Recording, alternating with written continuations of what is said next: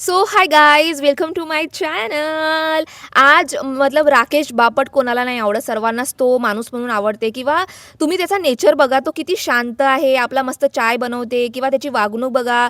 आता खूप लोक त्याच्यावर रुचिता पण आरोप लावत आहे की आई वडिलांच्या शिव्या देते, गाडी करते. परंतु काय असते ना, एखाद्या माणसाची आपल्याला पर्सनॅलिटी समजते. आपण जेव्हा बिग बॉस सारखा शो बघतो तर त्याला आपण 24 तास मतलब 1 तास बघतो आणि आपले 1 तास नजरा त्या कंटेस्टंटकडे असतात. आणि तो मुलगा कसा आहे त्याच्या नेचरवरून, त्याच्या वाईबवरून आपल्याला समजते की कोणाची वाईब निगेटिव्ह आहे, कोणाची वाईब पॉझिटिव्ह आहे, कोण काय शिव्या देऊ शकतात. किंवा एखादा माणूस फ्रस्ट्रेशनमध्ये शिव्या देऊ शकते, परंतु वारंवार शिव्या देणे, वारंवार वाईट वाईट गोष्टी करणे आणि एखाद्या वेळेस शिव्या देण्यामध्ये खूप डिफरन्स असते. त्याची इमेज खराब करण्याचा प्रयत्न करत आहेत. त्याचे तुम्ही पुढचे किंवा मागचे शो बघाल, मराठी सिरियल बघाल, त्याचे हर एक इंटरव्ह्यू बघाल, तो एवढा चांगल्या रीतीने लोकांसोबत बोलते. त्याची वागणूक बघा, त्याचे मतलब अतोनात खरं बघाल तर आपला महाराष्ट्राचा वरण भात आहे तो मुलगा, लिटरली सांगते. असं नाही की मी त्याची खूप तारीफ करत आहे, खूप डिफेन्स करत आहे, असं बिलकुल नाही आहे. मला असं वाटतं की इफ मी एखाद्या शोमध्ये आहो आणि मला फ्रस्ट्रेशन आला आणि मी गुस्सामध्ये काही गाली आणि शिव्या दिली तर इट्स ओके. आपला माणूस आहो, आपल्या माणसामुळेच गलती होतात, आपण माणूसमुळेच शिकतो आणि आपल्यामध्ये चुका होणारच आहेत, कारण की माणूस हा परफेक्ट कधीच नसतो. परंतु रुचिता ज्या प्रकारे त्याला ब्लेम करत आहे की तो पण तर शिव्या देते, रुचिताच्या शिव्यामध्ये आणि राकेश बापटच्या शिव्यामध्ये जमीन आसमानचा फरक आहे. ह्याचा कंपॅरिझन नाहीच केला तेवढा बेटर आहे.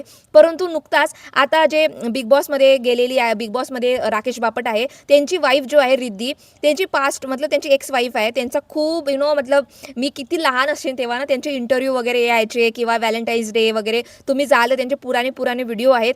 त्यांची लव्ह स्टोरीसुद्धा चांगली आहे, मतलब एक क्यूट लव्ह स्टोरी की सोबत काम करायचे, प्रेम झाला, बेस्ट फ्रेंड्स होते आणि बेस्ट फ्रेंडसोबतच त्यांनी लग्न वगैरे केला. परंतु त्यांना कळालं सोबत राहू राहू की आमच्या नाही जमू शके, आम्ही एकामेकासोबत तेवढे हॅपी नाही आहोत, ह्याच्यापेक्षा हॅपी राहणे आम्ही डिझर्व करू शकता.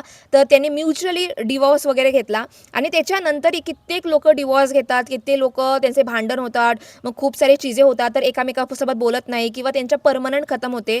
परंतु मी पहिला अशा फिल्म इंडस्ट्रीमध्ये किंवा असं एंटरटेनमेंटच्या इंडस्ट्रीमध्ये फर्स्ट टाईम एवढा चांगला जोडपा बघत आहे की डिवॉर्स झाल्यानंतरही सुद्धा एकामेकासोबत रोज फोनवर बोलतात, एकामेकासोबत रोज फ्रेंडसारखे वागणूक देतात आणि एकामेकाच्या कामाला एवढी रिस्पेक्ट करतात आणि एकामेकाला नेहमी सपोर्ट करायला रेडी राहतात.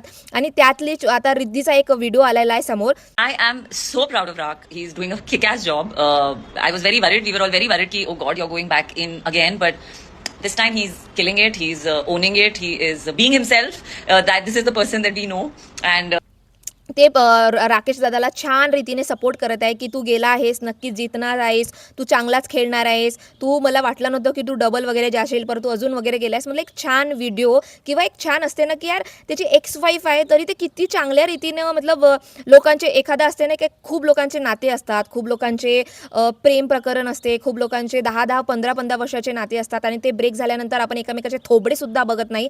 परंतु असे रिलेशनशिप जेव्हा बघतो ना की एखाद्या दोन लोकांचे नाही जमले तर ओके, नाही जमत आहे, परंतु त्यांच्यामध्ये एकामेकाबद्दल रिस्पेक्ट आहे, एकामेकाबद्दल फ्रेंडशिप आहे आणि त्यांनी जो चांगला वेळ एकामेकासोबत घालवलेला आहे 10 वर्षामध्ये, 15 वर्षामध्ये, त्याची रिस्पेक्ट ते अजूनही करतात आणि त्या रिस्पेक्टनुसार त्या माणसाची रिस्पेक्ट करतात आणि एकामेकाला नेहमी सपोर्ट करायला समोर येतात. आणि रिद्धीसारख्या वाईफ असायलाच पाहिजे यार, आणि राकेशाचा सारखा पती असायला पाहिजे. हे खरंच यार, खूप लोक डिवोर्स घेतात, खूप लोकांमध्ये मतभेद होतात. आपण 4 वर्षाची रिलेशनशिप म्हणा, एवढ्या वर्षाची रिलेशनशिप म्हणा, खूप आपल्यामध्ये खूप गोष्टी होतात, परंतु असा जोडपा अशा इंडस्ट्रीमध्ये राहून अशा एकामेकांना आत्तासुद्धा सपोर्ट करणे, आत्तासुद्धा एकामेकांसाठी समोर येणे आणि एकामेकांसाठी काहीतरी करणे, हे किती मोठी गोष्ट आहे ना. आणि नेहमी मला असं माहीत नाही, पण मला असं वाटतं की ह्या दोघ्या लोकांनी अजून एकमेकांच्या सबोत वगैरे यायला पाहिजे. मतलब ह्या दोघांचं अजून काय म्हणतात ते असते ना, मॅरेज झाल्यानंतर डिवोर्स झाल्यानंतर एकमेकांच्या सबोत येतात, पॅचअप झाल्या पाहिजे, काहीतरी नवीन झाल्या पाहिजे, कारण की खरंच हे दोघं म्हणजे ना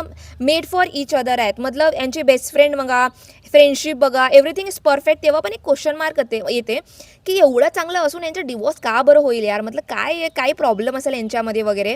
परंतु काय असते ना, आपल्याला कितीही चांगल्या गोष्टी असल्या, कितीही काही असलेल्याला आपल्या समोर एक्सेप्ट करून समोर जाणे आणि समोर आपल्या लाईफमध्ये काय आपण डिझर्विंग करतो. त्यांना हेच कळालं होतं की आपण दोघं खुशच आहोत, चांगले आहे, पण आपण ह्याच्यापेक्षा खुशी आणि ह्याच्यापेक्षा चांगले म्हणून आपल्याला लाईफ पार्टनर एक जे लाईफ पार्टनर तुला जे खुशी देऊ शकतात तो मी देऊ शकत नाही, तू ह्याच्यापेक्षा जास्त डिझर्विंग करते. आणि रिद्धीला सुद्धा वाटलं की राकेश माझ्यापेक्षा एक जास्त मुलगी डिझर्व करू शकते. आमची फ्रेंडशिप चांगली आहे, पण एका फ्रेंडशिपमध्ये एकामेकाचे लाईफ पार्टनर चांगले असणे, एकामेकाचे हस्बंड आणि वाईफ चांगले असणे हे गरजेचं नाही. एक तुमची खूप चांगली मैत्री आहे, तुम्ही बेस्ट फ्रेंड्स आहात, एव्हरीथिंग इज परफेक्ट, त्याच्यावरून हे दर्शवत नाही की तुम्ही एक लाईफ पार्टनर म्हणून चांगले व्हाल, वाईफ आणि हस्बंड म्हणून तुम्ही चांगले वागाल किंवा तुम्ही आपला मॅरेजला जस्टिफाय करू शकाल.